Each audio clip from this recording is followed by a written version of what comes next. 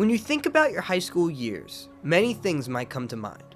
The friends you made, the classes you survived, the awkward moments you'd pay good money to erase. You might think about the things that were so important back then. The football games, the school play, maybe even who you sat with at lunch. For many people, high school is where you start to figure yourself out. Where you find your voice, your crowd, and that one place where you finally start to feel like you. But for students in years past, it looked a little different. They didn't have cell phones or social media, and life just happened at a different pace. High school was its own world entirely. But on Long Island, at Syosset High School, for many, it wasn't about what was happening in the building. It was about what was happening underneath the building. In the basement of Syosset High School lived WKWZ, a student-run radio station with decades of history, quietly bringing students together and leaving its mark on everyone who stepped behind the microphone. My dad used to tell me about it all the time. He described what it was like back in the 80s, the buzz of the control room, the rush of going live, and how down there, surrounded by music and microphones, he found something real. A voice, a purpose, and a family. So when I finally arrived, I couldn't wait to see it for myself. But it wasn't exactly what I expected. The stories I grew up hearing felt like they belonged to another time. Something had changed. And that made me wonder, what happened? What got us to where we are now? Did we lose something along the way? And where are we going from here? Well, to answer that question, let's go back to the beginning.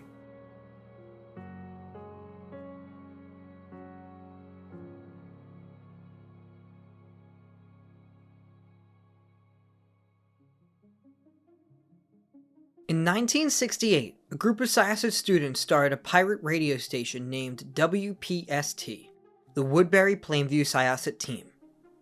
This underground radio station started broadcasting on Fridays and Saturdays, playing nothing but rock music. The team managed to build a studio in a student's closet in Woodbury, using close to $10,000 worth of equipment. They started as an AM radio station, but later moved to an unused FM frequency when they realized that their signal would go much farther than they thought. However, in the fall of 1968, problems arose at WPST as equipment started to fall apart and eventually the transmitter broke. So the leaders of WPST, Scott Tillman and Gary Kitskis, decided to start a legal operation. I brought the idea to my friend's father. My friend was Richard Schwartz. He was in my grade. His father was the assistant superintendent of the school district, and he loved the idea. And he brought it to Norman Schwartz, the superintendent, and it went from there. You know, they absolutely loved the idea. Think about the mindset that allows faculty members and administrators at one of the basically top-ranked high schools in the country to say, yeah, let's put a radio station in the basement. I'd heard about the schools, that there was some plans to start an FM radio station at the school, and so I got involved with those early people. And then it was decided that the station would be in that basement place, in that basement space. And so when I looked over at the space in the basement, I thought, I could do this. I could design this. So I went to my architectural drawing teacher and I said, listen, instead of the final project, which was a house, you design a house, do the drawings for a house, can I do the drawings for the radio station? And he said no. So I did it anyway. And so I submitted them, to the engineer, and he wasn't interested. He said, forget it, I'm not interested in this.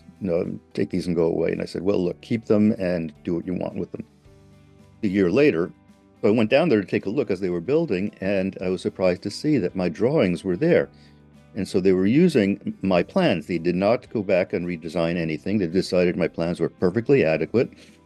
And so there was an unfurled drawing of my HVAC plans sitting on the floor and my electrical plans sitting on the floor while somebody was wiring them up. And so I became friends with Roy. In 1970, Roy Dipple started working as the audiovisual technician at Syosset High School. The former Navy technician was responsible for everything that was plugged in, excluding light bulbs.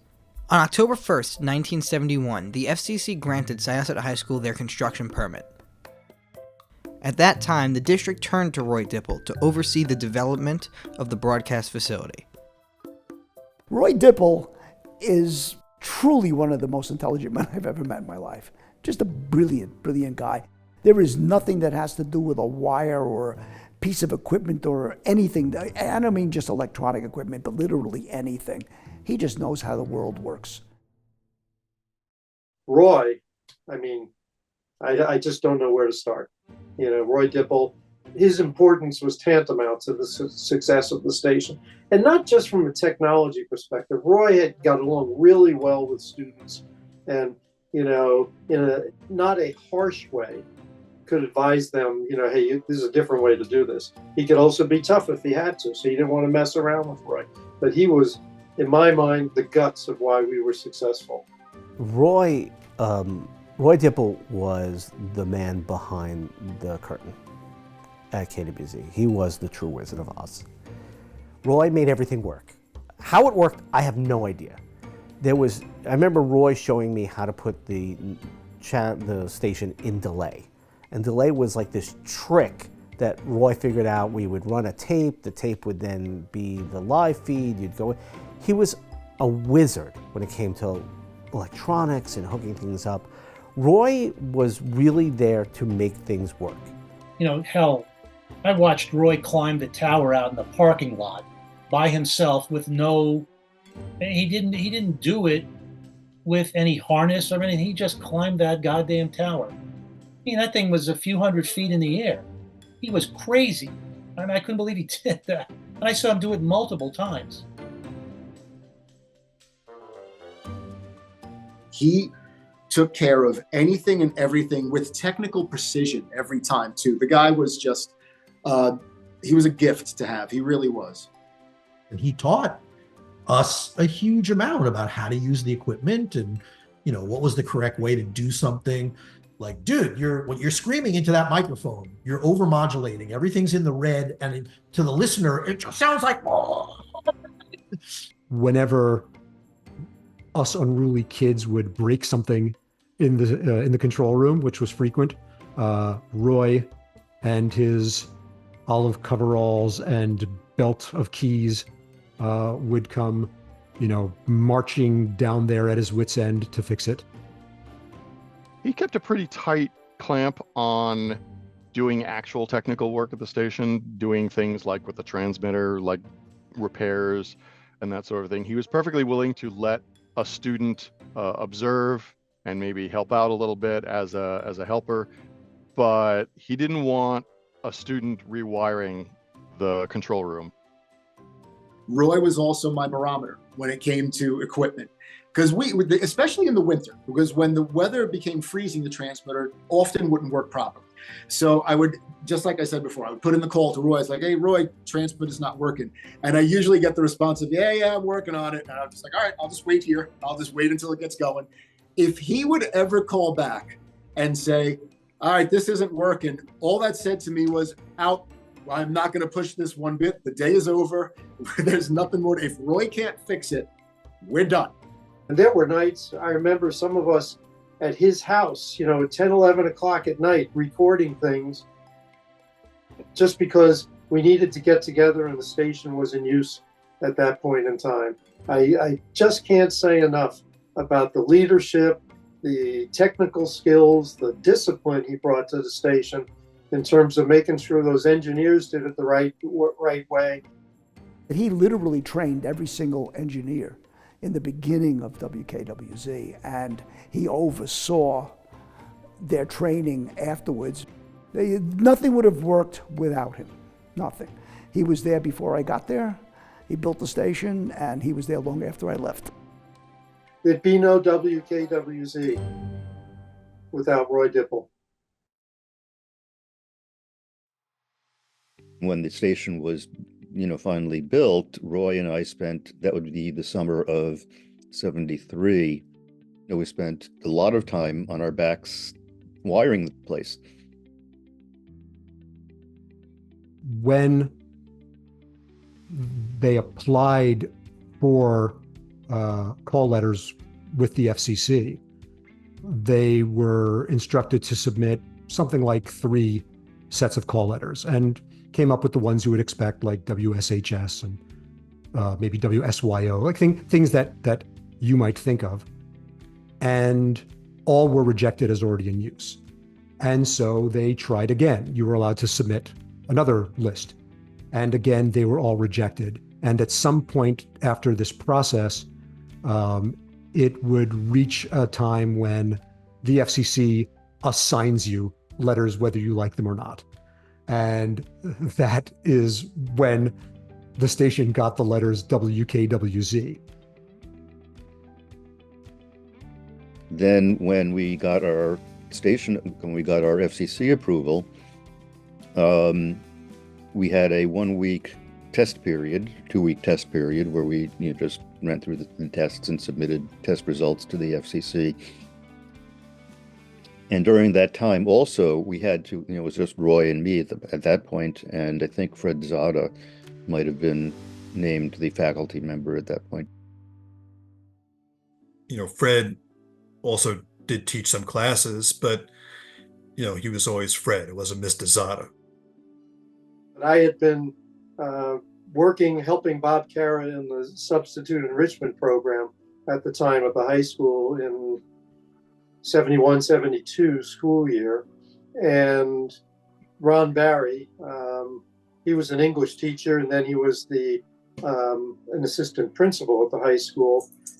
He came to me one day and said, "Do you want to help out with this radio station that Kitsis and Tillman and Ron Dagavarian, Ernie Lynn Paris, and some of those people have gotten started?" And, I knew Ron very well. And I said, "Well, I'm not sure." I said, "Quite honestly, I watch more TV than listening to the radio." And he just said, "Well, you're organized." Fred set a culture. His culture there was really about treating everybody as an adult. In addition to, just his hard work and his standards for the station, he was also just the funniest person, and he had the best he had incredible sense of humor, and I admired that so much and tried to model myself after that in many ways. He was great about giving us enough rope to hang ourselves and be creative and to try different things up to a point. Like if we crossed the line and things were just terrible or inappropriate, he'd sit us down and he'd say, guys, you can't do that. And this is why you can't do that. And frankly, it just sounds unprofessional and bad. And this is why it would be better if you did this and this. So, but it took a lot to get to that point. Fred Zada was endlessly patient and wonderful, spent a tremendous amount of time going over our tapes to try to make us better. And he was he really put in the time and the effort. And I think everybody there universally, respected him for the great job he did. So we had to get more staff.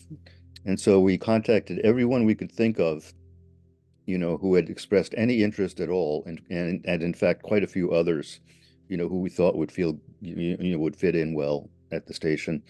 And we, talked to them. We convinced them that they might like to work for us. And so then by the time going live came up, which was in, I think, September, we were all prepared.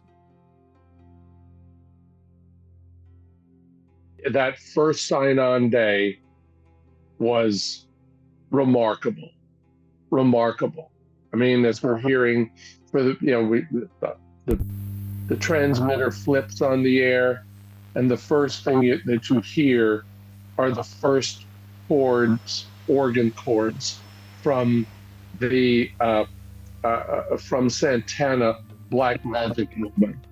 You hear Ernie Lynn Paris. He voiced the first sign-on that we heard every day. John and Roy were running around in their cars around town, just listening to where they could hear the radio station to see if we had any coverage of the town. And Ernie was in the control room, and he was spinning discs, I think, just to put some programming out there. And that's what I heard him say. You know, we're broadcasting from the subterranean penthouse here. That's what it stuck, obviously.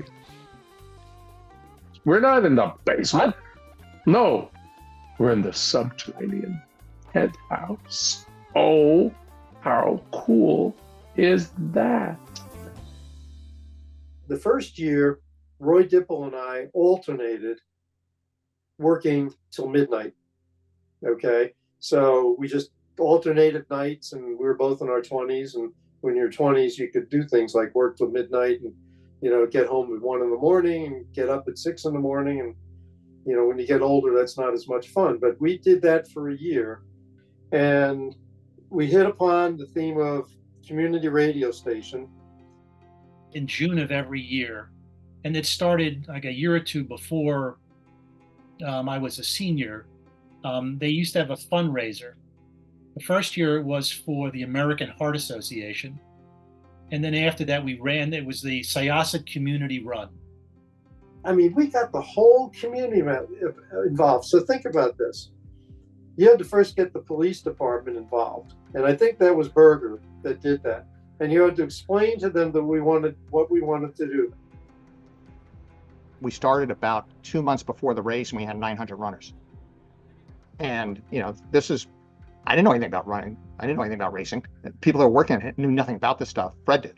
And we managed to put this thing together. Then you had to have police stopping traffic as you went through each of those intersections, 1,000 runners. So that doesn't, that takes a little bit of time because some of them were pretty slow at the back end of that. It was a big deal to organize that. As WKWZ began to take its place in the community, the students realized that being a part of Syosset meant more than just playing music or hosting talk shows. It also meant being there for the moments that brought Syosset together, and nothing did that quite like sports. The decision to broadcast Syosset High School's athletic events marked a turning point. The student leaders brought WKWZ out of the studio and onto the sidelines. Families tuned in, friends cheered along, and neighbors shared in victories and defeats. In doing this, the station firmly established itself as a vital part of Syosset's community. So we used to broadcast the football games for the Syosset High School football team. And this was a big deal. It took a lot of effort and a lot of people to do this. Syosset plays 2, Dominant Flyers, nothing. We'll be back. Somehow we had to get a wire from the station out to the football field. And nobody had a wire that was 2,000 feet longer. So I managed to, my father was doing work with the phone company, and I mentioned this to him, and he said, well, let me talk to my buddies at the phone company. Maybe they'll donate something. And so my dad comes home with a 5,000-foot spool of wire that the phone company, New York Telephone, donated to our cause. And we ran a cable, and that's how we did the first broadcast from the football stadium. There was a little portable controller and 2 headsets with microphones, and they would sit in the bleachers, the sports guy and the color commentary guy, and they would call the game, and it would be done live. Welcome back to Twin Rings in Port Washington. I'm Bob Gallagher with Bruce Berger. I tagged along with our broadcast, so we went to the press box for the football games there, and then for the basketball games in the gym. And back then, the games were very well attended because we were a power in Nassau County. And it was always my goal from day one that I walked into that radio station and I saw the meters and the smell of the cork. I said, my senior year, I wanted to become the sports director of the radio station. And I did. And it was a feeling of incredible satisfaction, and it was an absolute labor of love getting to that position and executing that position when I was a senior. Away games were tough. You'd have to call the phone company, and you'd have to hope that they left the line there in the press box of the away stadium. And then you brought this little machine with you, and you'd have to connect it to the telephone line and hope it worked. And X% of the times it worked, and it did. Maybe 70% of the time it worked. 30% of the time you drove to Hicksville and it didn't work and you came home. But that was part of the fun, right? Was it going to work or wasn't it going to work? And when it worked, it was amazing. I mean, I can recall Roy for one of our games when our engineering remote setup wasn't working, literally climbing up on telephone poles and tapping into phone lines in order to get us on the air. That's how committed he was. And we were like, is this legal? And Roy just had a smile on his face. He goes, legal enough. One of my little endeavors was, and I learned this from Steve Loeb, was we would use the station letterhead to get press passes to various venues. And Steve and I, being in the sports department, we used to do this to go to baseball games or other sporting events. So Steve had done this, I think, at Shea Stadium and at Yankee Stadium. And you'd go and interview the players and you'd get a press pass to the field and everything. So one year, my father was going to Boston for some sort of business trip, and I went along. And I rode ahead to Fenway Park and got a press pass to Fenway Park. And this was just a wonderful experience for me. Again, I show up there and I'm 15 years old. This was in May of 86, May of 1986. And I show up and I'm 15 years old and I look it. And yet I had an official press pass, and they kind of went, okay, I guess we got to let him in. And so I spent 2 days at Fenway Park, walking around this historic ballpark, sitting in the dugout, interviewing ball players. So WKWZ used to get tickets to the NFL draft. This is when the NFL draft was on Saturday and Sundays. It was it used to be at Radio City Music Hall, or I think it was at the theater in the Garden. But I don't know how they did, but they got tickets to it. So I got to go one year, but it was like the second day. But I got to see the NFL draft, all the teams, all the GMs. I remember I was able to get a press pass to the St. John's games. Just say I was from WKWZ. So they're like, WKWZ, sure, here's your press pass. And I'd go to the St. John's games and I'd be on the court, sitting on the sideline of the court. I'd go into the locker rooms and I would get Chris Mullen to say, you're listening to WKWZ Sports, or Louis Carnesecca, the coach, would, and I'd cut it for a promo. I thought that was really neat, So there was a lot of fun times. There were a lot of things that, most high school kids don't get to do. I think the most profound thing we ever did on a consistent and ongoing basis was local news and our election coverage. When we did election night coverage my senior year, we did a pretty amazing job. And as I say, we had station students all over Long Island, talking to candidates at polling places. And we were quarterbacking live coverage throughout the night. And I look back on that, and it wasn't the most fun memory because we worked our butts off on it, but it's very impressive to me when I think about it. We went full on. Kids went to different headquarters. We did live coverage, calling in, and it was just really great exposure just to be doing that. And, there were probably 30 to 40 kids working simultaneously, putting together a live broadcast. We brought David Pardo in, who taught history, and we scripted every hour which races we were going to cover. And they would have notes, and they would say, okay, from 8:05 to 8:10, we're going to discuss this race. And then we had people, wherever that race's headquarters was, they went there ahead of time and found out the phone number of a phone wherever it was, if it was in the room where the people were going to be or in the hallway, like a payphone. They would write down that phone number. So at about a minute before they were supposed to be on the air, so 8:05 to 8:10, you discussed the race. At 8:10, one of those races, the people were going to call in, okay, to discuss it and maybe do an live interview on the air. So they called in maybe a minute or two ahead of time, collect. And they'd just say who they were, and we wouldn't accept the phone call, but we'd know they were ready. And then we'd look at our notes and call that phone number in the phone booth or whatever so that the person at 8:05 was ready to do the interview. Right now, things are rather quiet. There are some people coming in right now.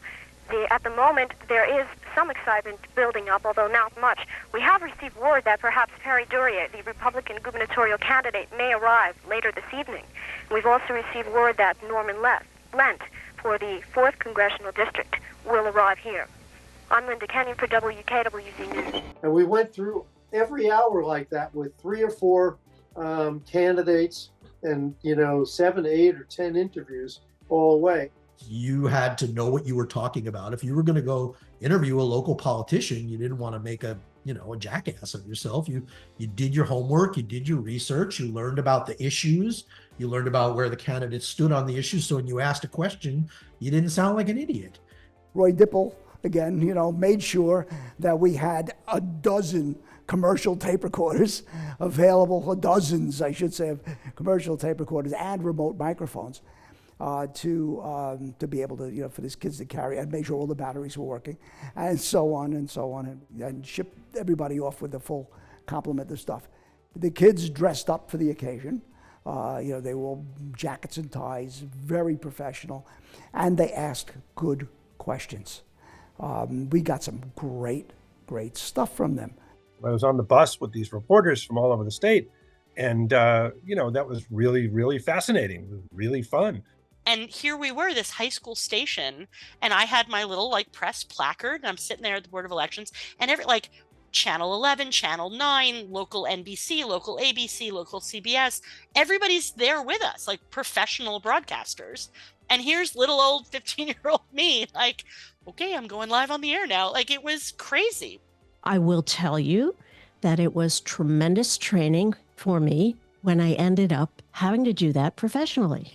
So a lot of stuff I learned in high school were definitely applicable to what I learned in later life. And it was a really good training ground for that. How to interview people, how to talk to public figures, how to go live on the radio from a remote location, how to deal with the technology. All of those things were fabulous training ground for things I would have to know how to do later on in life.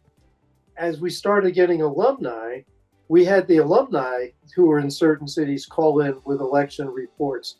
And I still maintain it was the best local election coverage in Nassau County. In March of 1979, the story of WKWZ entered a new chapter.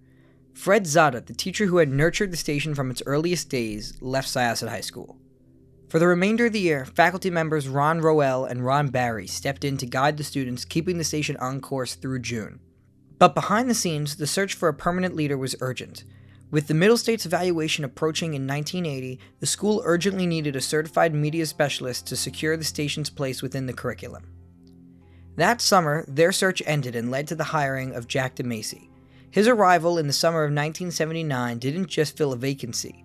It marked the beginning of a new era, one that would shape the voice and legacy of WKWZ for years to come.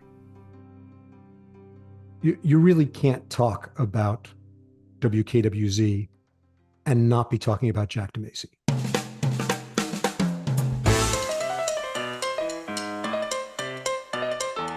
It's funny. I didn't really have much of a job description. When I got there, they said, here's the radio station, you're faculty advisor. I had to take care of the important stuff, all the FCC reports. I had to take care of the power increase. And if I were really going to say, what was my real job?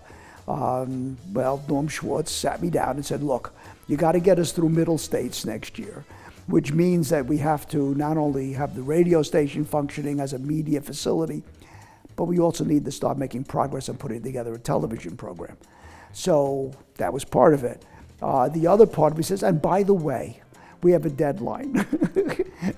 They hired me in September. We had a deadline to apply for a power increase by January 1st, and nothing had been done. And not only that, I had no idea what you do for a power increase. So it was a big learning curve. Let me just say that getting a power increase for WKWZ took 11 years. It was a hairy 11 years. A hairy 11 years. I mean, Jack DeMacy's the guy. I'm not gonna. There's no one else there that worked as hard for that station as he did. Jack DeMacy, he was the fucking man. Jack was cool. He was the guy you wanted to hang out with. Jack was like the coolest uncle you could have. The only teacher that we were allowed to call by his first name, Jack. And everybody loved Jack. He was Paisan. He was our Paisan. He was our friend. He was our mentor. Jack was great. I mean, the station wouldn't be the station without Jack there. I think Jack DeMacy set really the vibe. But he wasn't just a typical teacher. He was just such a good guy, such a likable guy, that he made everyone feel like they were peers of his. And that's what made it really welcoming to be there. At the station, he was a bit of an intimidating figure. We all knew he went to NYU with Martin Scorsese, and he was hilarious and really smart and tough. And I was scared of him. I think it took me a long time to get comfortable with Jack. He just had a lot of energy, and he didn't take any shit from anybody. And I think that was the key to it, is he talked to everybody like they should be adults and they should be responsible. And he gave people a ton of freedom to use the space to do whatever they wanted to do with. But he expected you to be good at it and care about it.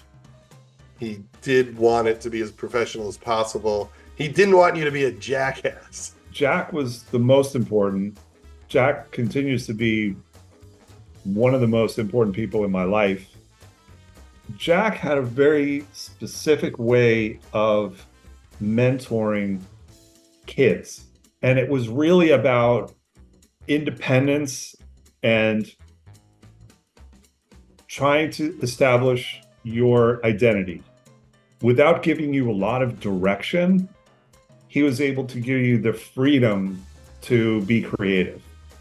There's so many people who have come out of the station with that same philosophy, the same background because of Jack. And if he wasn't there, that would not have happened. Outside of my immediate family, Jack was a very influential figure in my development as a young adult. I've spent a lot of time sitting in Jack's office, just shooting the breeze with Jack. Learned a lot of things about life, girls, politics from Jack. I value the tutelage that he bestowed upon me. And I am who I am today, partly because of him. I got forced, I will say forced, by my guidance counselor to go to a film class with Jack DeMacy. And first day of class, I went back to my guidance counselor, like, get me out of that class. I'm not happy about it. Like, do whatever you can. What if I get permission from the teacher? And she goes, Jocelyn, I don't know why. I just have a feeling. Finish out the week and tell me how you feel. I finished out that week with Jack DeMacy, and I said, I now know what I want to do for the rest of my life. He's one of the people who really influenced my life. I know that people say, it's kind of the cliche that there's a teacher who, really made a difference in your life. And Jack was definitely one of those teachers. Jack didn't talk to you like a kid.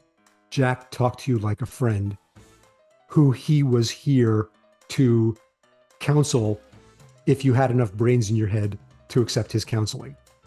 And that's pretty much the attitude that it was delivered with. He helped out some kids who might have been struggling in one way or another, whether it was family pressures or what have you. Jack was another one, an ear, a shoulder, to talk to. Always willing to give his time.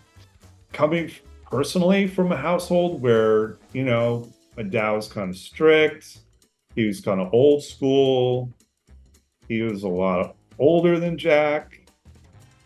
For me to be around Jack, he was almost like a father figure to me, but of a completely different mode. right? But I feel like I really needed that, and he gave me that. And you're talking about a guy who like get up onto a desk and start doing air guitar, you know, to AC/DC or something like that, or just willing to make a complete fool out of himself, willing to just like be himself, like a total free spirit, not care about cursing or any of the things that get you in trouble these days, certainly not being PC like we all are today. You know, he was just a different animal. Jack was a riot. He was not like other teachers. The fact that I even considered him a teacher is odd. You know, he was one of us, but he was the boss. You know, he commanded your respect, but also patted you on the back, and you had fun with him. Jack was great. Jack was hysterical. I remember laughing myself silly with him.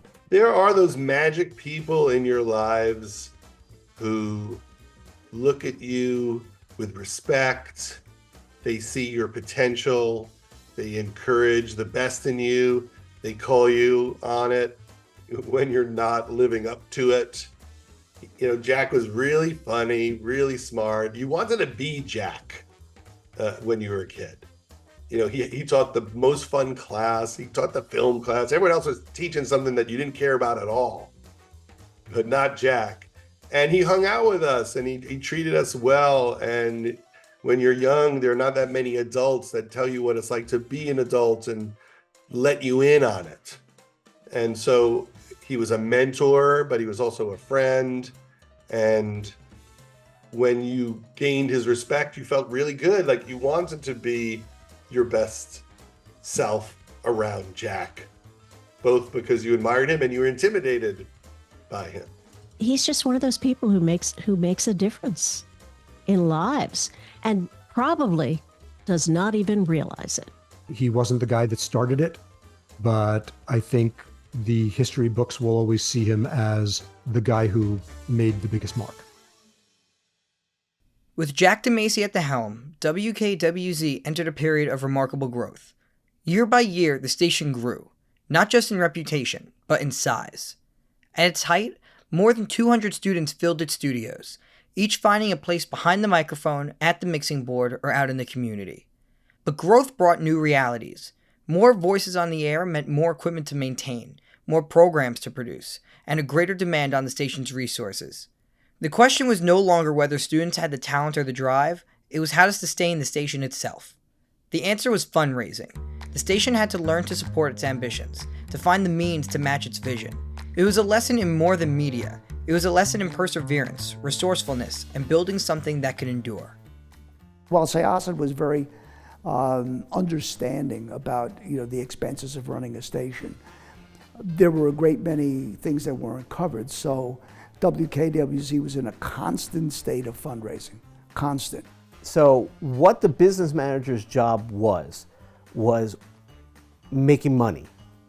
And we had a very interesting business operation. Somewhere along the line, I don't know who even figured it out because it was there before I got there. We had a couple of soda machines.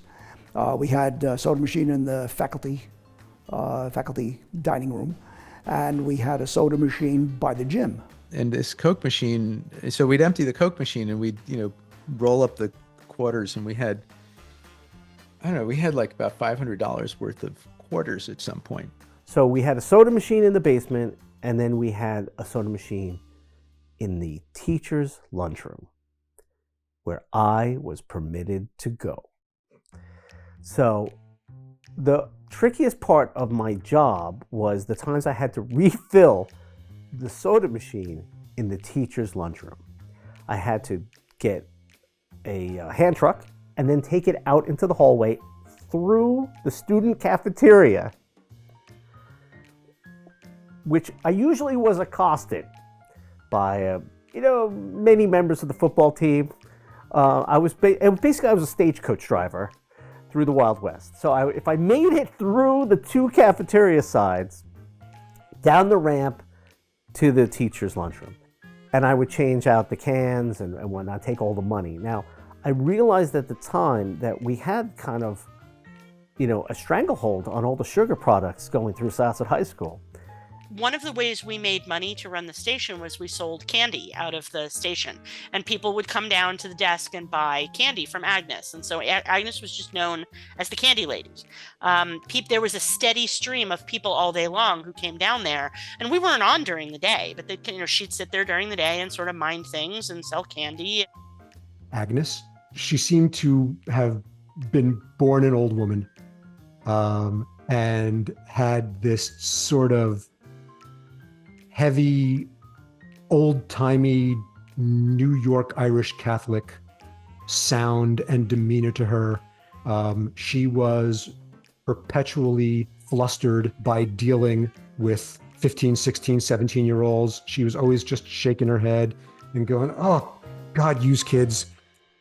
She started like as a part-time person, and they hired her full-time, and she was basically the daytime babysitter for the station.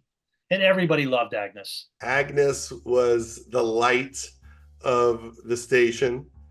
She was there every day and was just a kind, sweet person in the center of things.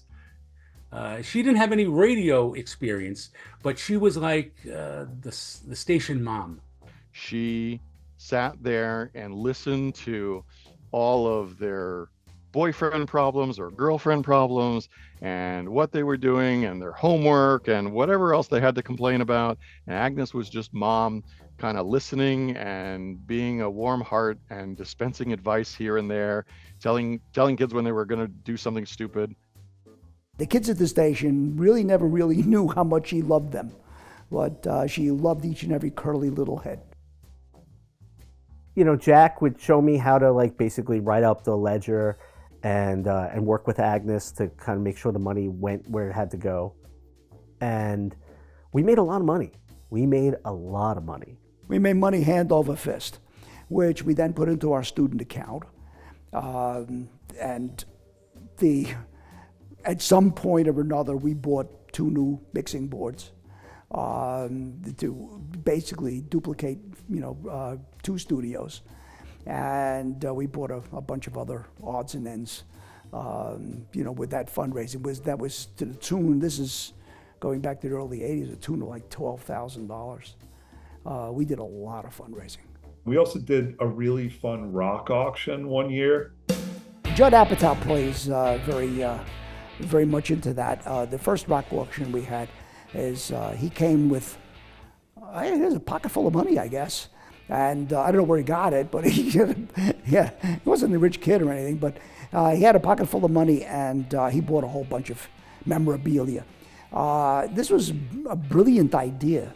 I do remember this rock auction that we did, because it was one of the few times where we had a crowd and people came in and bid on all these items that we had hunted down, and it was a real accomplishment at the time. Elton John signed a picture, to WKWZ, best wishes, Elton John. Like, what? Somewhere Elton John knew the name of our radio station? I mean, if we had the stuff from the auction today, it would be worth a gazillion dollars. But at the time, you could just, it was an auction and you just raise your hand, or you'd be like, I'll take it, $5. We had, an autographed Frank Sinatra album. We had drumsticks from Foghat, which was a rock band at the time, and autographed drumsticks. And we had music boxes from the band Heart, and just tons of stuff just like that. Lots of autographed posters and all this stuff. We publicized the crap out of it, and we had a ton of people who came there, and people were bidding some good bucks. As the business manager in 1985, there were items that were left over from the rock auction. And one item in particular was a small, smelly leather vest owned by Ronnie James Dio. No takers. I don't remember how much money we raised, but maybe we raised a few $1,000s. But to us, that felt like $1 million. And the fact that people sent us stuff blew our mind. And then this band Alien played. That was a heavy metal band that one of I shall mention some names. Derek Simon, he was our resident metalhead, and great kid. And he would, he said, I got this band, okay. And so he came up with this idea for the Alien concert. I never heard of Alien. Who cares?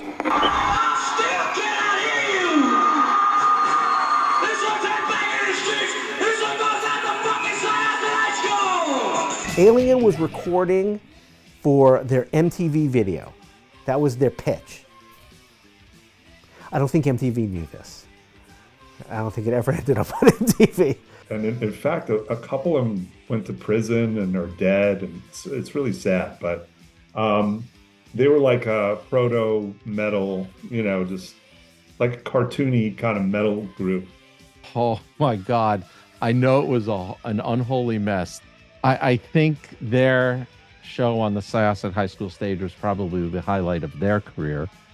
But as mediocre 80s heavy metal bands go, well, assuming they reached mediocrity. I remember they came and they were all on, I get on stage to introduce Alien, and there was all this like dry ice everywhere, and it's like it's totally smoked out. I could barely see anything. I was like, ladies and gentlemen, Alien! I was security for that particular show. I was front stage security, and we laid down, I guess not lunch tables, but like banquet tables on its side, right? And then, if I remember, that was the barrier to keep the students, the attendees, from the band. The dean of the school, one of the deans of the school, just was disgusted by the band and the music. And I don't even remember exactly what he said, but God, I remember the tone. And we're sitting there like, okay, you don't like the band, why don't you go tell them? Or why are you yelling at us? At any rate, the Alien concert was, we were famous for that because it was a monster failure. They didn't draw flies.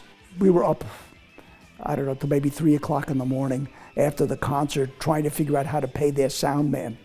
It was a thorough fiasco. Lost money on that baby. We made a lot of money on the Good Rats. From the Good Rats. Thank you, we love you. Don't siphon any gas from my car. Joe was a dishwasher in old Jackson City. We did that in, I think about 81, we did the concert. And we did little contests where you can win an album.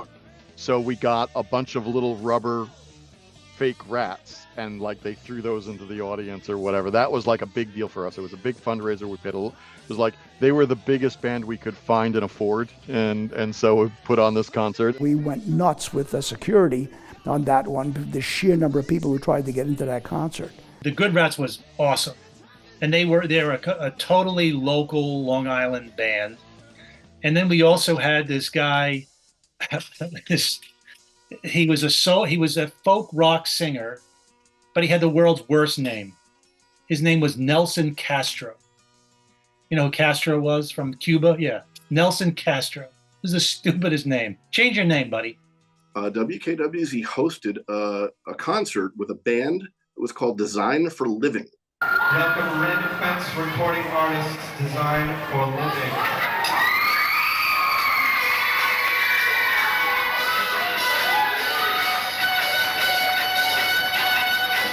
To us, it was a big deal, that we were bringing in this real band, and we had we promoted it for weeks on the air, and tickets were sold. We had a whole plan for security and everything, and then it turned out just a couple of dozen people showed up. But it was still a really cool experience for us. I remember helping them load in and helping them soundtrack and do all this. And the people who were there had a great time. They were actually really, really good band. Design for Living came and played. Now, the winner of the Battle of the Bands got to open up for this band who are on some bizarro record label, and they had a concert. And I, along with Andy Stein, hosted it, which was really just introducing the opening act, which was called Unlimited Range.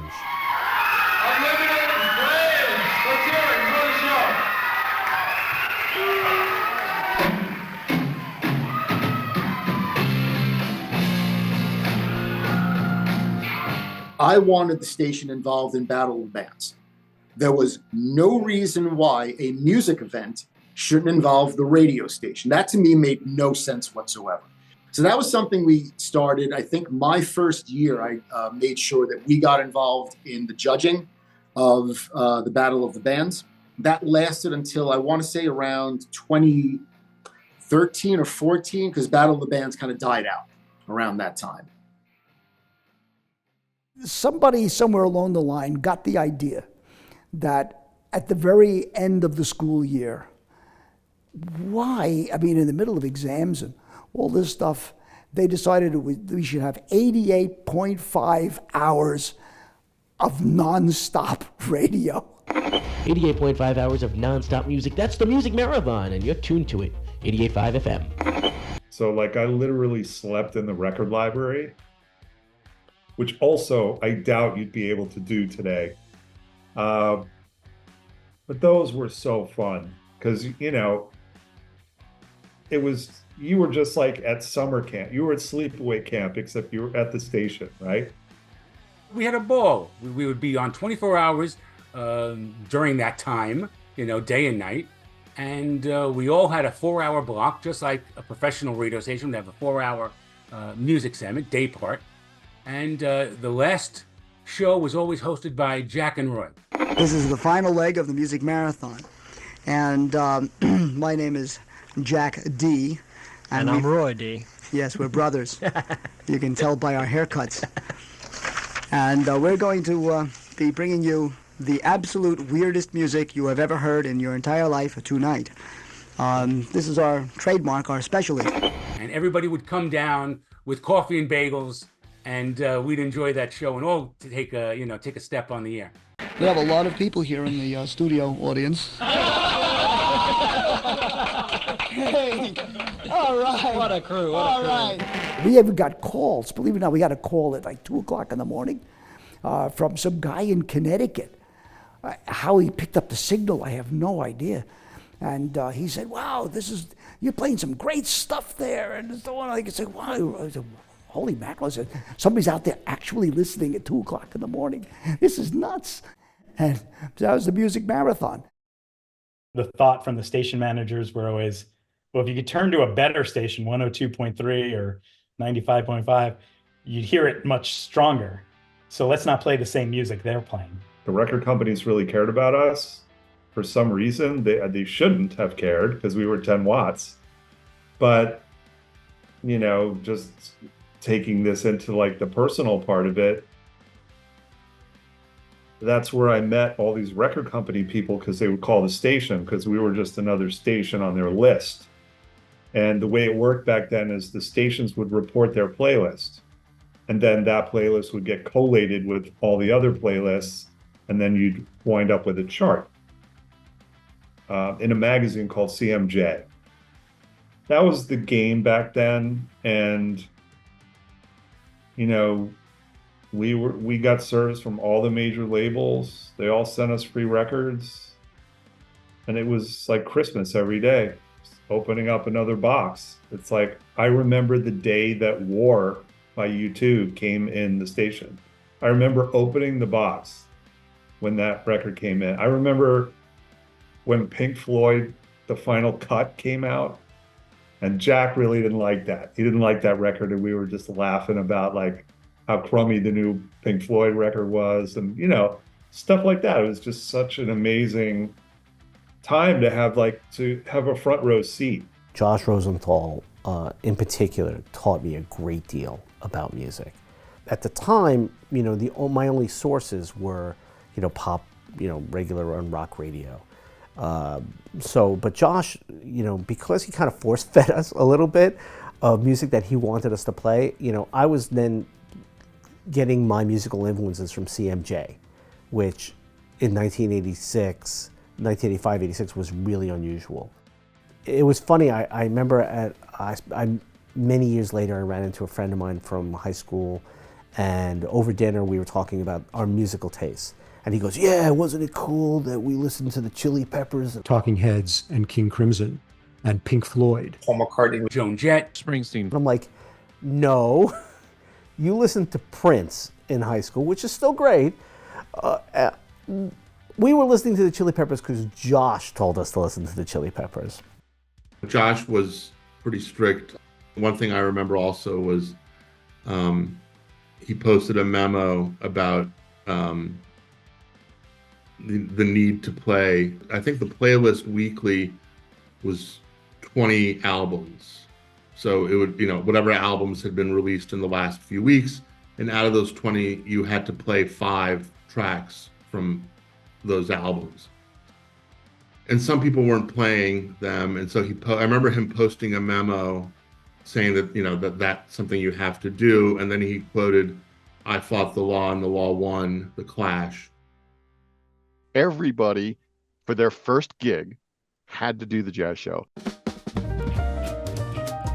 Working at the station absolutely impacted my taste in music. It forced me to understand jazz a little better because I had to come up with an hour or 90 minutes of jazz to play every week, and I couldn't play the same 3 artists all the time.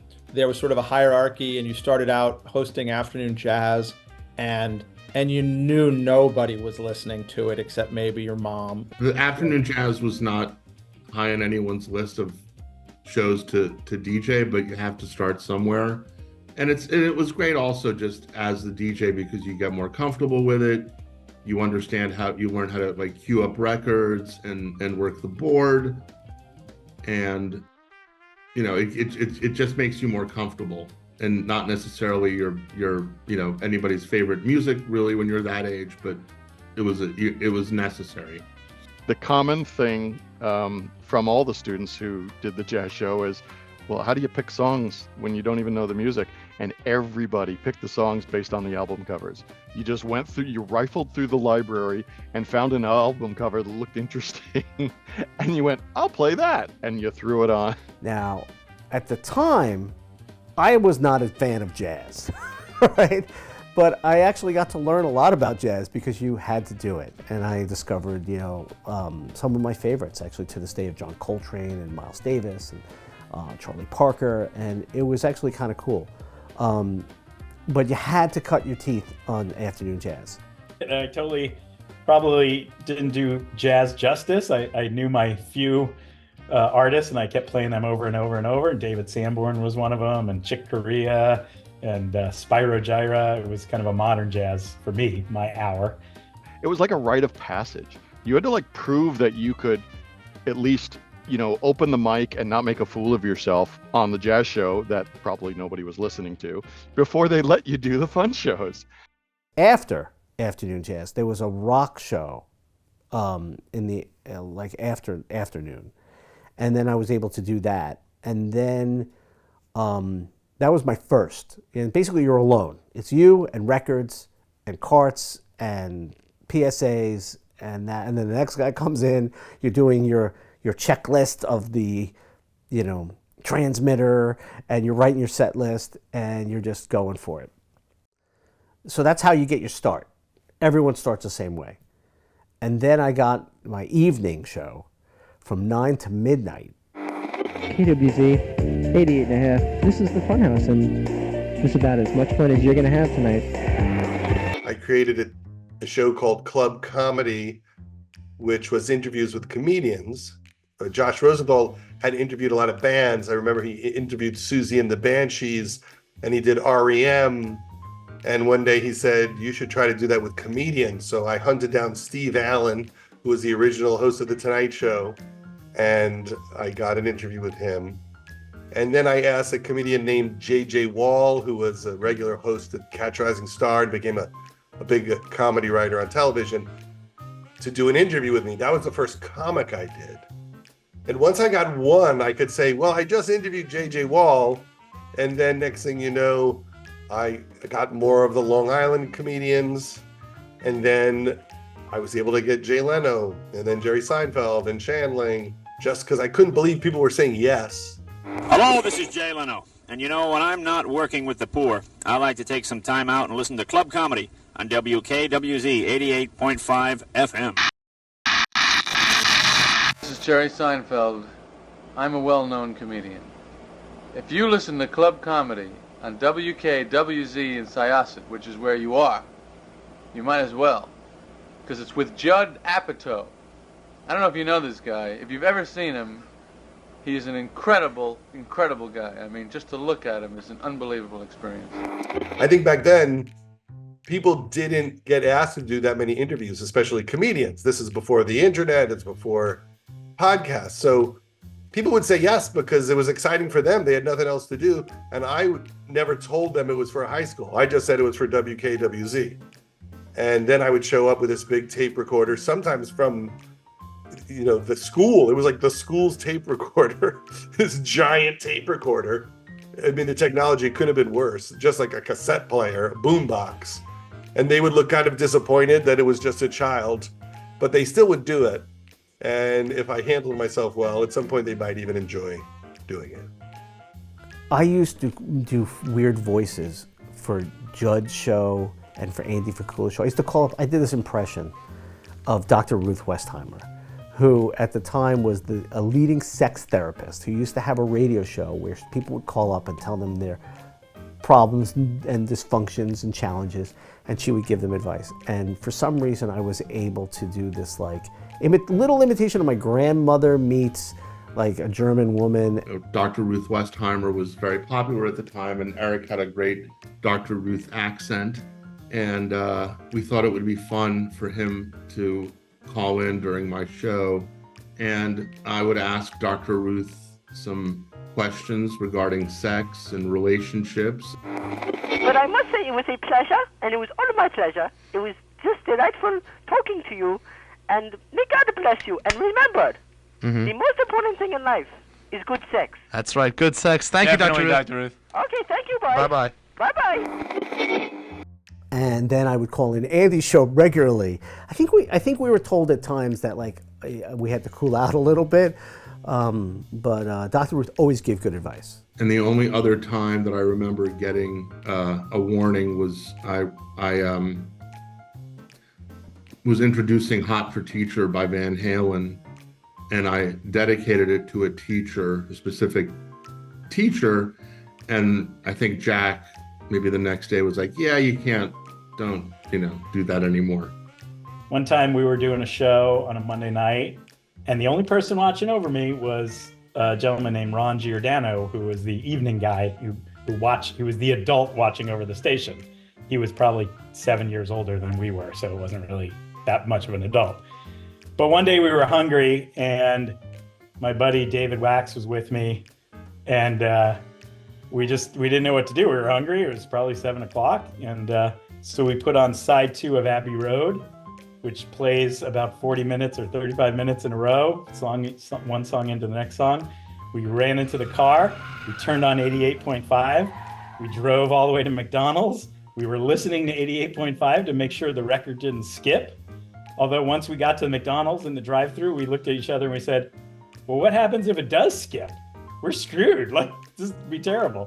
Anyway, we got back in time, record never skipped, Ron Giordano didn't know we did it. I had a bit where we had Willie Wood, the guy in the sky, and he would do the weather. So we had the KWZ copter, of which we had a sound effect of a helicopter that was on record. And to get the helicopter start up, we would just spin the record slow and keep on building to make it sound like the rotors are getting up to speed. Oh, well, all right. As we take to the skies, we're going to pause right now for station identification. Keep it here at 88.5 KWZ, where I'll be high above Syosset. Keep it here. As WKWZ continued to grow, Jack DeMacy saw an opportunity to take the station and its students beyond the walls of the high school. No longer confined to the basement studios, a small group of students was chosen to represent Syosset at the Intercollegiate Broadcast System Convention in Washington, D.C. The IBS convention, primarily a gathering of college radio stations, offered a glimpse into the world that many of these students had only imagined. For the students, the trip was transformative. It reinforced the idea that WKWZ was more than a school club. It was a real station, capable of ambition, experimentation, and growth. I used to take 15 kids to the IBS convention by myself, just me. there were girls and guys.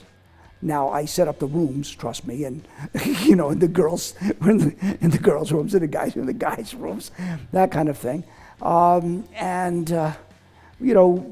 nonetheless, that's a recipe for disaster. One little screw up, it could have been a real problem, and yet nothing. Those are really fun, because you'd meet like other DJs and music directors from other states and cities and stuff. I don't know if I encountered another high school station there, which kind of spoke to that we were always punching above our weight, if you will.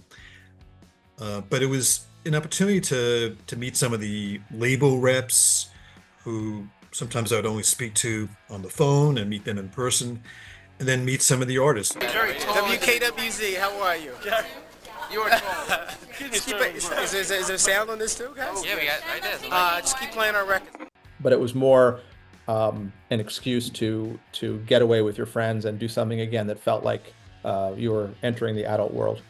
We went to Washington, D.C., and we had the greatest time. And, I saw Guadalcanal Diary with Josh Rosenthal in a basement, I think, of some place in D.C. That was so cool.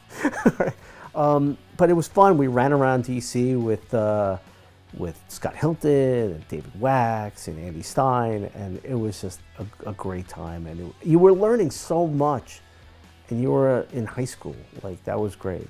I was in high school. I got to interview LL Cool J and Joan Jett. I don't know if I interviewed. I went to the city and sat there with a microphone. And I think maybe I was pretty nervous and asked one question. There would be discussions and breakout rooms like a real convention hall. And I remember a couple times I was asked to be on a panel for radio station managers and stuff like that. Yeah, it was a ball. Within the first time I took the kids to the convention, the very next time we went to the convention, we were running workshops. Our kids were better than the college kids. They were smarter. They had better experience. They knew more about broadcasting, and other high schools started joining, and so we ran workshops just for high schools, and the kids were assigned to go to different things, to different workshops, to learn, and it was a very valuable experience for everybody.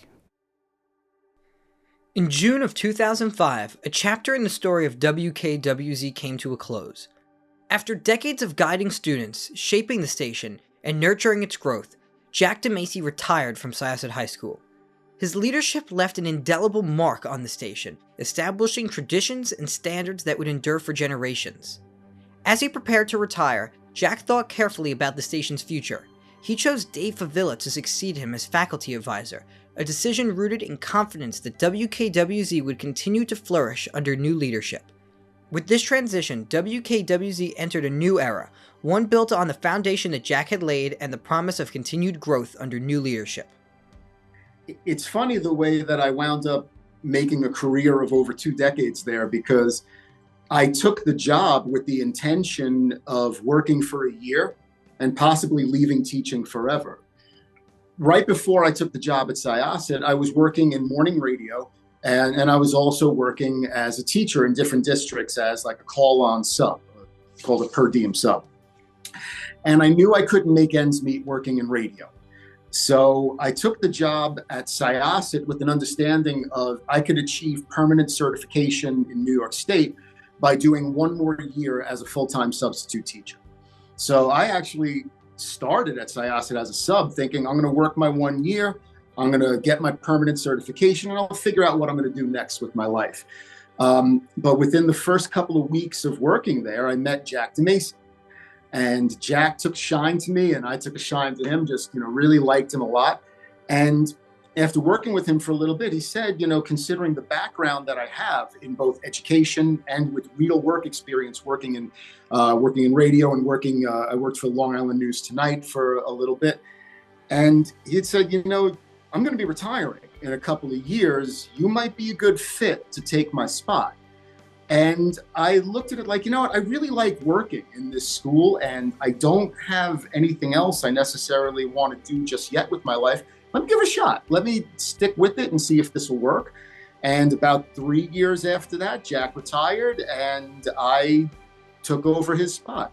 It was not fun taking over for Jack for the first couple of years. I really wanted it to be a student-run radio station. I really wanted to maintain that. That was a great thing that Jack had. You know, he had it as, this is a student-run radio station. The students call the shots. Now, I wanted to maintain that with, again, my angle of there's got to be some structure to this. He knew the ins and outs of, radio, the history of radio, how to interact with the board, how you should just conduct yourself on the air behind the mic. Like he really was kind of that guide for a lot of the students of like, hey, this is what we should be doing. This is what we're going to be doing. We're changing this. Here's why. He was always very vocal at the meetings of like why we're doing specific things, and always respected for that. Dave Favilla was an incredible figure for me, both through the station and through his video production courses. Me and my friends, we made a video about making fun of the time it was like called Syosset Pride. And it was like this character development thing. And it was like, P stands for patience and R stands for respect or whatever. So we made a video outside of school hours making fun of that because we thought it was kind of corny and cheesy. And we kind of saw through that they were trying to, teach us good manners or whatever. Somehow it got to the attention of the administration. Our parents all got called. It ultimately worked out that we couldn't get in trouble for it because we hadn't done it on school property with school equipment, but they just wanted to let our parents know that we had done something that they didn't like, so they could punish us. To my mom's credit, she was cool about it. But I remember Mr. Favilla pulled me aside after that happened, and he said, look, I heard about what happened, and don't ever let something like that stop you from being creative. I considered him to be a mentor. He was always really supportive. He always challenged us to do better too. He wasn't, even though I consider him the kind of teacher that I could relate to on a more personal level, he didn't use that as an excuse to go easy on us. He was always saying, don't give up on something. If you have a good idea, figure it out, keep trying. And that to me, he was definitely one of the more influential teachers to me. Dave Favilla was the coolest teacher I ever had. He was also the first teacher I felt understood me. I just remember like the feeling of excitement and like joy that he brought into the room, for wanting to encourage people to create and, think outside the box, so that's how I remember him. Dave Favilla made me feel comfortable from day one. His guidance, his support, and I leaned on him for advice about life. I still do. And I wouldn't be here today doing what I do if not for Dave Favilla.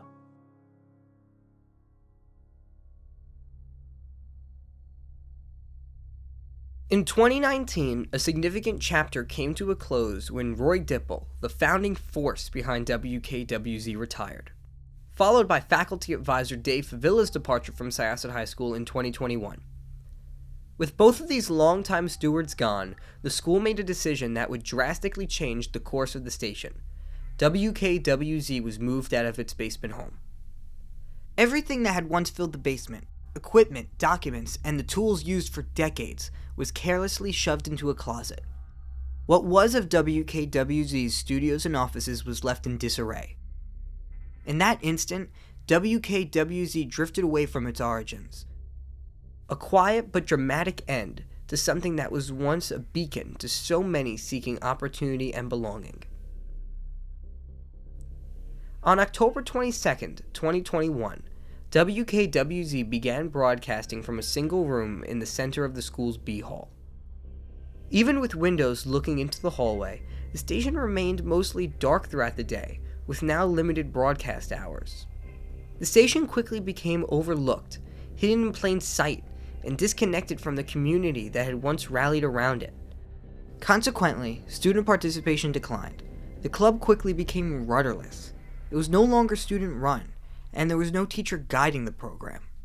And as its profile diminished, so too did interest. The soul of the Subterranean Penthouse was no more. Yet even in those dark years, the station's legacy endured. As work on this documentary began, it became clear to the school that something had to be done. In September of 2024, Assistant Principal Matt Lowe was placed in the position of overseeing WKWZ's operations. What he quickly realized was that the station, while rich in history, needed meaningful support and a structural change in order to survive.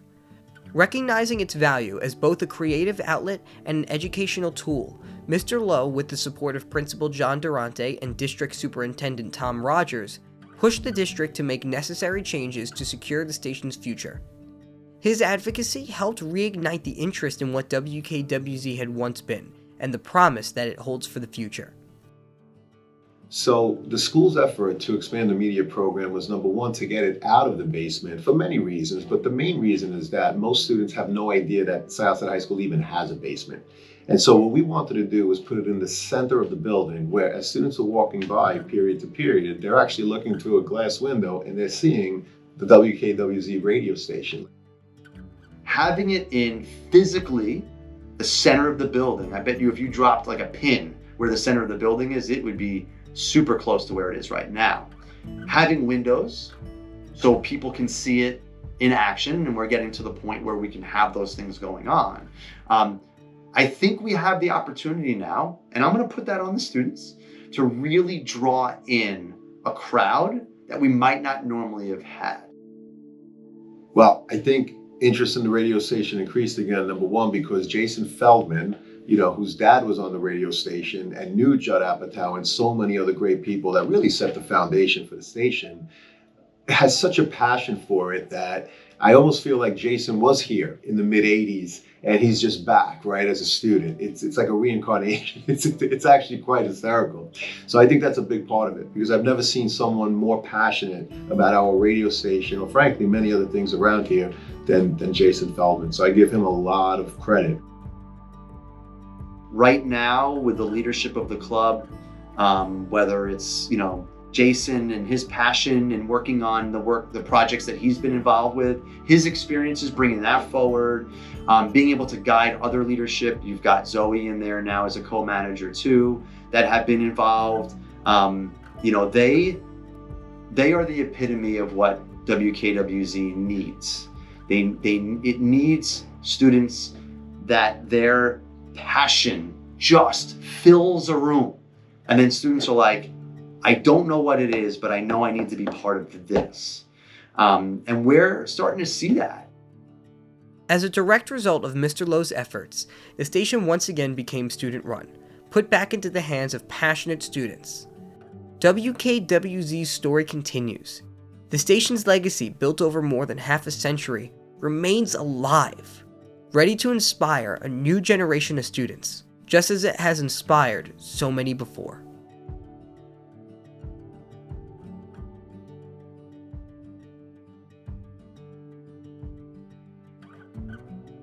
Well, as somebody once said,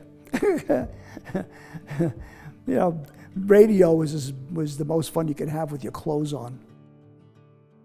If it was just a radio station, I don't think you'd have people that 20 plus years later still look so fondly back on it. Yes, it was a radio station, but it was so much more than that. It was just, it was a community. It was just a community of just great people. It got us at the right time, at the right moment. I beelined to the radio station. I found my calling and my place there.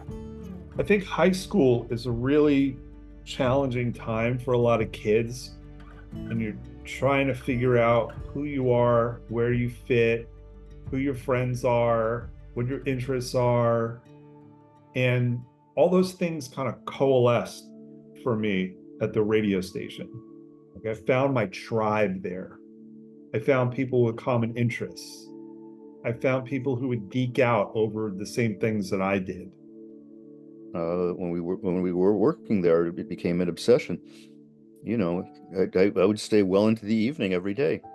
You know, working with people who were on the air and doing other stuff in the station, and it became an independent learning experience. I think everybody who went through it, who actually had the experience and really participated, I think they'd have to remember it as one of the most fun times in their lives.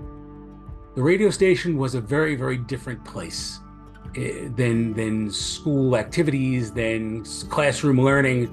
It was a place where we were able to be as creative as we wanted to be. And as a result, we all had that common goal, to be the best that we could be, no matter what it was. And nobody got trampled on as far as their ideas. All their ideas were brought forward. So I think that everybody enjoyed themselves. We had fun. Bottom line, we had fun and we enjoyed what we were doing. I think WKWZ's legacy will be a great starting off point for a lot of people that took their passion and made it into a career. I mean, when you think about the legacy of WKWZ, find me another student-run high school station that has been around and as well run as WKWZ obviously has. It's such a great learning experience. How often are you going to get the opportunity to have your own radio show? It's just not an opportunity that many people get to have. And it's just such a special treat for Syosset High School students to really get to enjoy. That's the legacy, is that sort of legacy of creativity, that legacy of experimentation, teaching kids that they can do really cool things and be creative, even if they don't have other outlets for that. That station took a group of students who, maybe some like myself, were more introverted, others not at all, complete opposite, and brought us together. And brought us together with the same shared purpose of, we're interested in broadcasting. We're all interested in music. We want to belong to this club and do something fun. It became a second home, and it became a surrogate family. We all knew each other. We all made fun of each other. We all had fun together. We all partied together. We all ended up at the diner together every night. I met people there that are best friends to this day. If there are people at WKWZ that haven't been in touch with, but after even 10 years, 15 years, we get in touch with each other via social media, pick up right where we left off. It's terrific. It was a fraternity. It was a sorority. It was this Greek house. It was our house. And we loved it. And there was a bond there that exists to this day. It's like somewhere between a club and a gang. And you, especially at that age, you identify very much by what you do and what your passions are and who your friends are. And in the case of WKWZ, our passions and what we did and our friends were all the same thing. And it was really student run. I mean, Jack was the faculty head and there were people there babysitting, but we ran it. We did all the schedules, we did all the programming. It was really student driven. And that was amazing. It's very important that a teacher like myself realizes every year that these new students come in, I'm a little bit older than they are. I'm a little bit more distant from what's in the zeitgeist, like what's cool, what do people want to do. Every year I become a little bit more separate from it, which is why it's so important for the station to thrive, have to listen to the students. We were kids. We were pulling one over in a lot of respects on people. We were getting record service, and we were calling radio stations and celebrities and doing interviews and chasing congressmen around Long Island and reading the news and being a part of culture. It was a rare thing where they actually let students run something, right? Which might not always be the best idea, but at least for me, it really empowered me. And I realized what I was capable of. It felt very adult. It felt very grown up. It felt very it didn't feel like a summer job and it didn't feel like a class. It felt like we were doing something, we were creating something, and we were given the space to do that. It was set up like a real, true broadcast facility. It's not cliche to say it. There was no place else like it. There was literally no place else like it. So we had a traffic manager, we had a DJ supervisor, we had a chief engineer, news director, public relations director, business manager.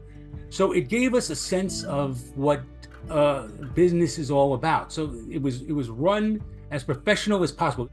There was a lot of opportunity for people who wanted to throw themselves into it. There were a lot of people.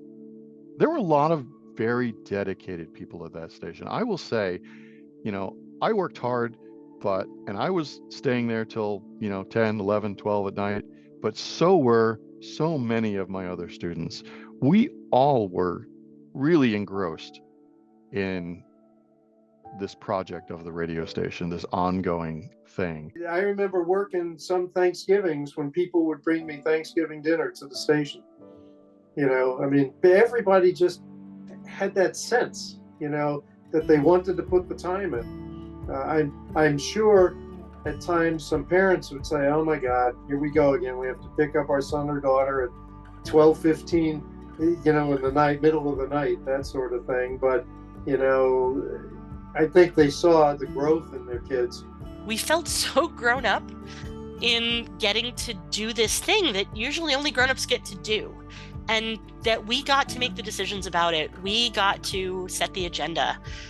It was so much fun. Only in retrospect can you figure this out, is that it was the first time I was involved in like a professional organization.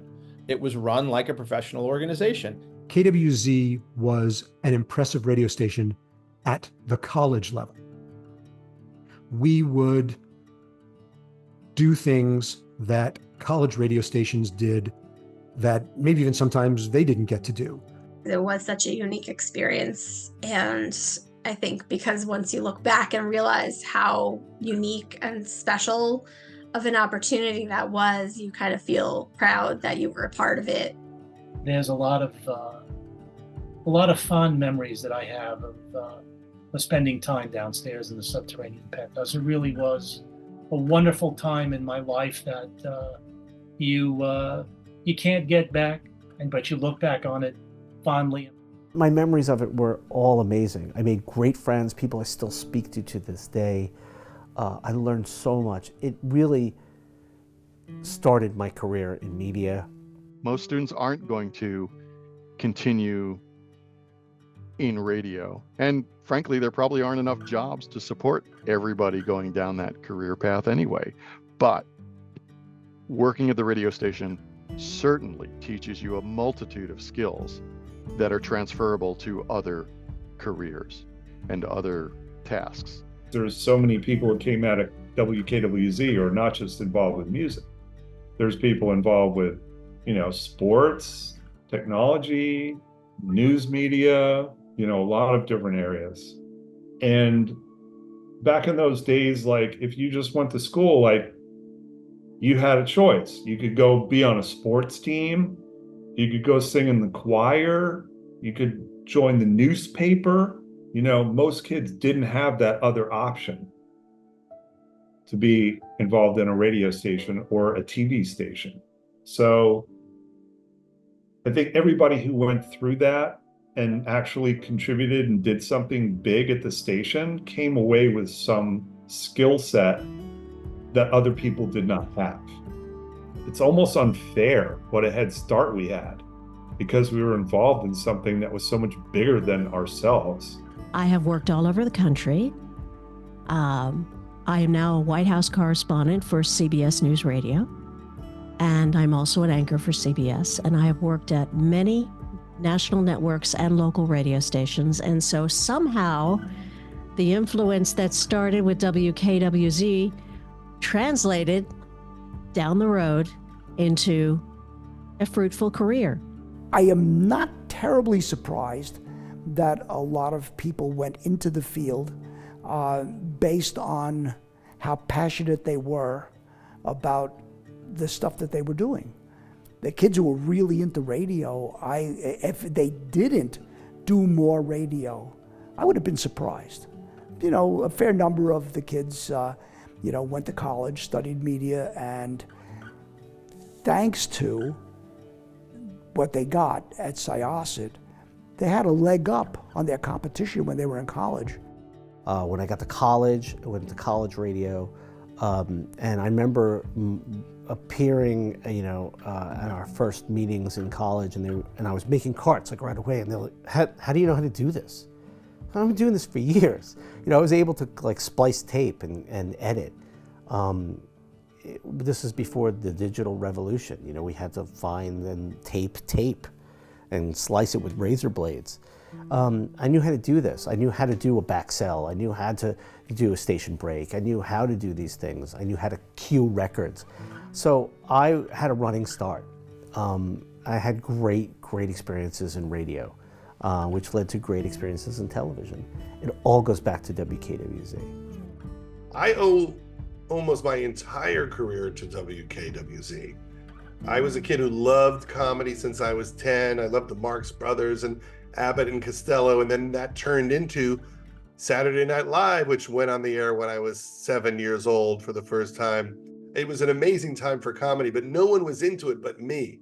I had no friends to share it with. I feel like now a lot of people like comedy, but then everyone was into sports or something else. So I always thought, I have this interest, and I think one day I can work in this field, but as of right now, I am alone with this. So WKWZ was the first place where there were other people trying to be funny and write sketches, like Sean Griffin, who I was always intimidated by because his stuff was so funny and well done.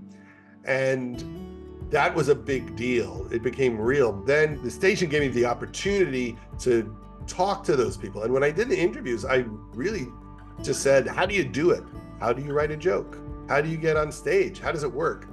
And I would sit with people like Jerry Seinfeld, and I always remember I asked him how he writes jokes, and he explained it to me. He took like 10 minutes and said, well, you know, I'm working on this bit right now about this guy I saw on the TV show That's Incredible, who caught a bullet between his teeth.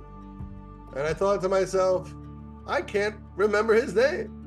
And he must be thinking, what do I have to do to get you to remember my name?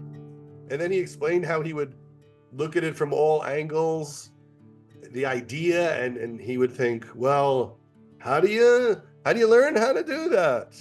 You know, you start with grapes, you know, and he explained how to write a joke. And a lot of people said to me, it takes about 7 years to figure out who you are on stage. I had never heard that before, but I just thought, okay, I'll start doing stand-up when I'm 17. I'll be great when I'm 24. And so it set my clock in a really smart, slow way. I wasn't obsessed with getting successful. I really thought, oh, this is going to take a long time. And that made me pretty mellow about that. I wasn't frustrated. I thought I would be bad for a couple of years, and I was okay with it. And that was all because of WKWZ. It gave me access to ask these questions. I would not be where I am today professionally without WKWZ. Over 4 decades in broadcasting. I'm currently the senior morning drive sports anchor at SiriusXM, anchoring part-time ABC News Radio, announcing or have announced with various sports teams in the New York area, including the 1994 New York Rangers Stanley Cup.